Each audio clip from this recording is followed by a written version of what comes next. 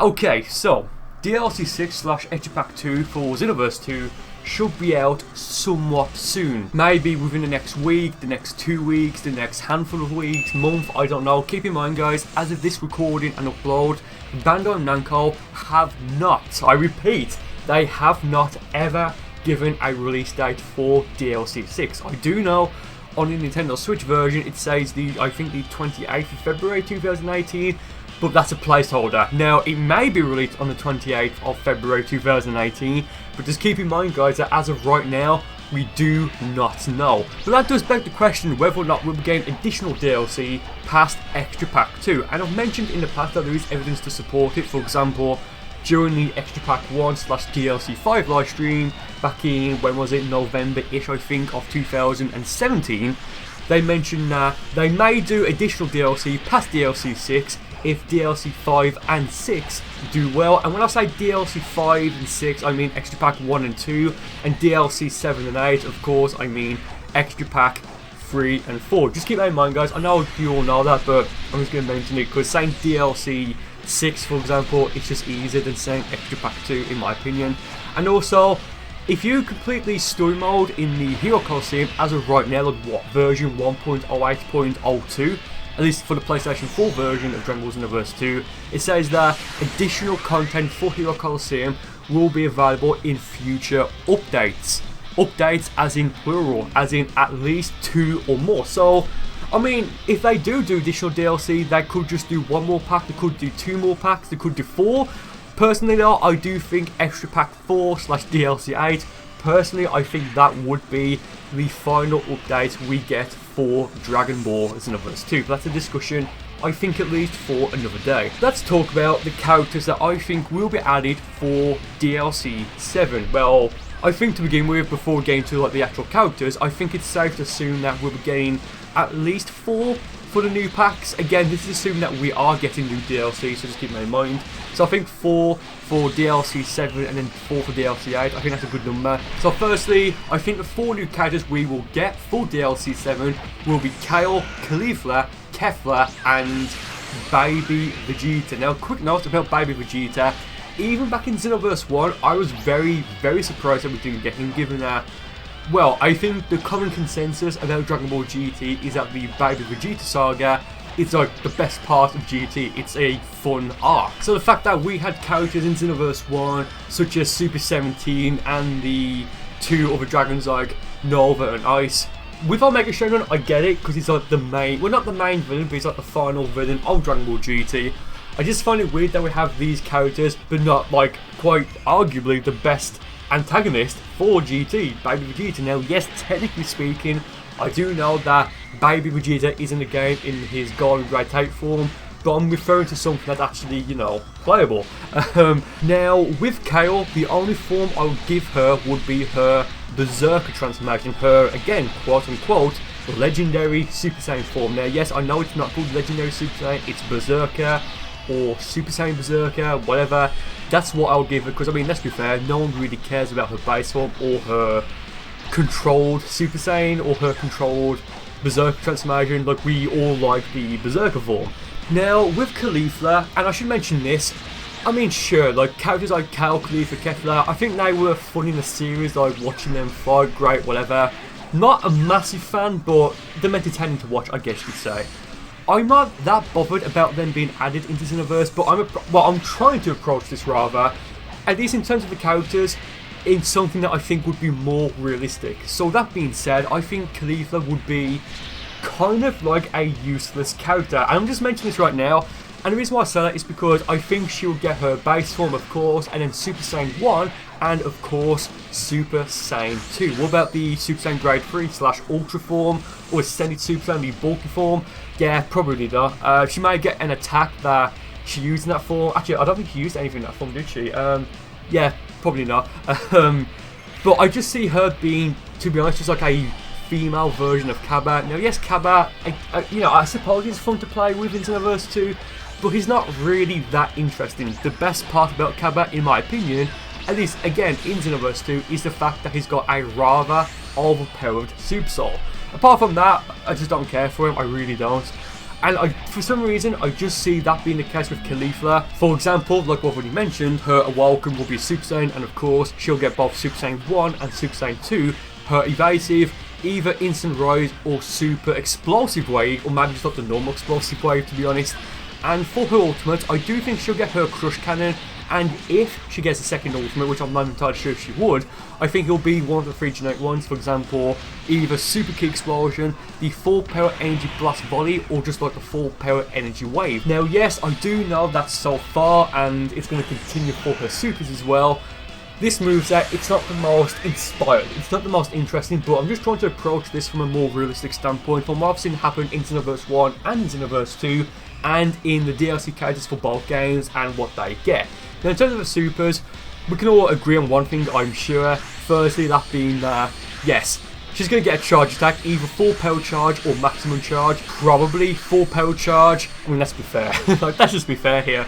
And I think 2 of her other supers will be the consecutive energy wave, and honestly, I just think it'll be Meteor Crash. Like, it is just very generic, and I would personally prefer, like what you mentioned, something more interesting and unique. But again, I'm just trying to approach this from a standpoint of what I think is actually going to happen. Now, that leaves her with 1 super to spare, and I think, well, what I would love them to do would be to add some sort of deflect ability, like what she used, but when she used Super Saiyan 2 for the first time, at least on screen, to deflect KO's energy wave. But will I do that? I mean, I want to say yes, but again, for like the 3rd time now, or however many times I've mentioned so far in this video, approaching this from a standpoint of what I've seen them do in the past for Xenoverse 1 and 2 in the characters and the DLC characters, it's gonna probably be something a bit more generic. I mean, it may be a new skill that is exclusive to Caulifla, or it's like her attack, but I think that'll be something like a generic strike ability, something similar, but of course not the same as Orange Combo, as an example.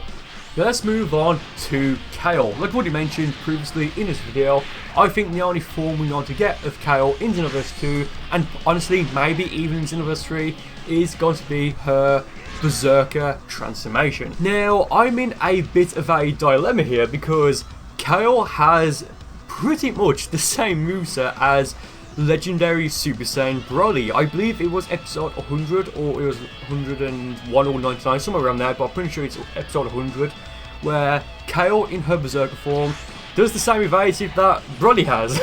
So it's like, I may just leave this up to you guys. Like, what would you pick for her moveset? I think the way to go would be just to give her the same attacks as Broly's, but maybe change the names or change the animation slightly. But I honestly don't know here, so I'm just going to completely ignore this one and move on to Kefla. Now with Kefla, I think Awoken will be Super Saiyan, and of course she would, much like Caulifla, get Super Saiyan 1 and Super Saiyan 2. Only difference here is that I'd make it so when she does turn Super Saiyan, of course, and I think this will go without saying, instead of having the yellow/golden haired variant, she should have the green quote-unquote controlled Berserker or hybrid Berserk, I don't know what it's called. It should have like that hairstyle rather than the golden, typical, traditional Super Saiyan hair colour. So this video is getting close to the 10-minute mark now, so what I'm going to do, because I still haven't discussed DLC 8 characters, is I may split this into 2 or 3 parts, I don't know, but quickly, in terms of Kefla, well I say quickly, we're going to get through it.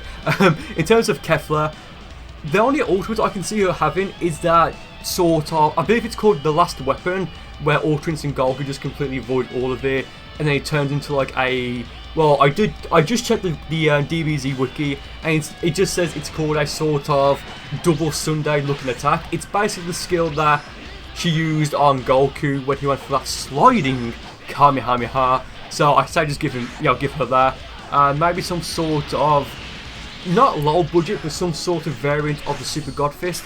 What she used in her base form against Super Saiyan God, the red-haired version, Goku.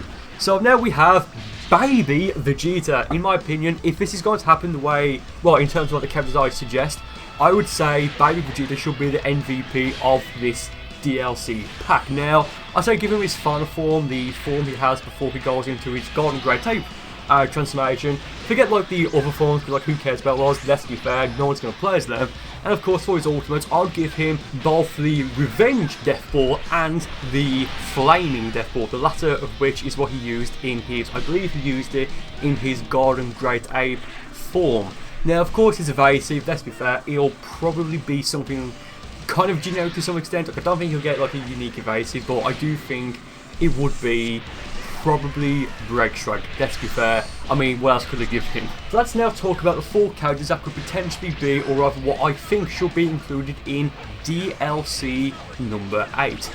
I mean, right off the bat, God of Destruction, Toppo. Now, I wouldn't go for his normal form because I think, at least for this DLC pack, and probably just Xenoverse 2 in general, maybe Xenoverse 3 as well, who's going to want to pick his normal form when you have that Hikaioshin version? So I'd say give him that and give him like a constant aura, which maybe give him also like a super soul, so that when he has like a certain amount of health, there's a chance to, and keep this in mind, a chance to nullify just like basic key blasts or something, because that's what Hikaioshin energy, Hakai energy, whatever you want to call it, that's what that does. But I'd say don't make it overpowered, just make it so that if you have a super soul equipped, or rather if you're using him, which of course he has a super soul to begin with, when you hit a certain amount of health, like maybe 50 or 25% of your total health, there's a chance for it to kick in and just nullify basic key blasts and maybe weak key supers like Kamehameha, Gun. Nothing like final Kamehameha, because I think that may be taking a piss a bit.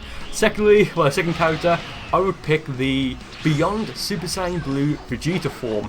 Now, you could also call it the Limit Break form, or Vegeta's Limit Break form, or whatever you want to call it, but Beyond Super Saiyan Blue, you know what that means. Now, should that be available for avatars as well? I mean, sure, why not, you know? Maybe make it some sort of key-based version of Super Saiyan Blue, and I should mention this, as of right now, we don't know what Super Saiyan Blue is going to do in terms of stats in Xenoverse 2 DLC Pack 6, so just keep that in mind. Now we have 2 characters left. Yeah, very interesting. Well, I say interesting. One character that I think they would add would be Dispo. You know, he's like the third, or rather he's like one of the, well, he's like the third member of Universe 11 that like survived like the end, I guess, or like towards the final part. And of course, he was one of the 8 final combatants in the Tournament of Power. So now we've got 3 characters out of the 4 that could be included in DLC 8. But if I'm being completely honest, I'm kind of struggling to think who should be the 4th and final character to be added here. Now, you could go for someone like Rubian, but who the hell is going to want to play as Rubian? So what I'm thinking is that, well, in DLC 6, they're giving us Ranger 17. So what if they do something similar, but instead of Ranger 17, of course, maybe it's the Halo version of Golden Frieza, and we have stuff like his homing like key blast they use on those, you know, with Goku before they went off to Tournament of Power, and maybe like that electric fence sort of ability that he used to trap Gohan and Dispo into the, you know, to fight. Who knows? I mean, this video is getting a bit too long now, so I may make like a sort of follow-up with like other stuff that I want to see, like, you know, more skills from avatars, transformations and stuff like that. But guys, feel free to let me know in the comments what you think of, you know, what I've suggested, and also what you would personally pick for additional DLC in Dragon Ball Xenoverse 2. And with that being said, guys, thank you ever so much for watching this video. I do hope you enjoyed it, and I will see you next time.